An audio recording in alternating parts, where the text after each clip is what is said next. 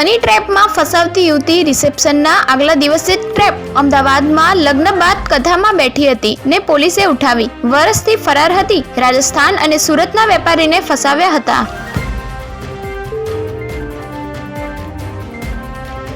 સાડુભાઈએ 2.5 કરોડનો ચૂનો લગાવ્યો. ઊંચા વળતરની લાલચ આપી ડોક્સી કંપનીમાં રોકાણ કરાવ્યું. સમયે નફો કે મૂડી ન ચૂકવતા પોલીસ ફરિયાદ.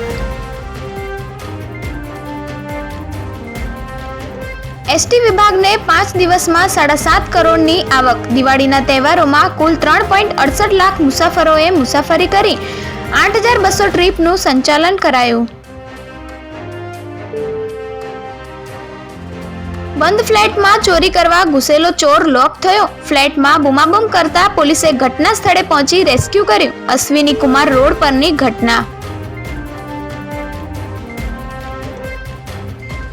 ગોડાદરામાં સ્પા અને સલૂનની આડમાં ચાલતા કૂટણખાનાનો પર્દાફાશ. 7 ગ્રાહકો અને મેનેજર સહિત 8ની ધરપકડ. 4 યુવતીઓને મુક્ત કરાવવામાં આવી.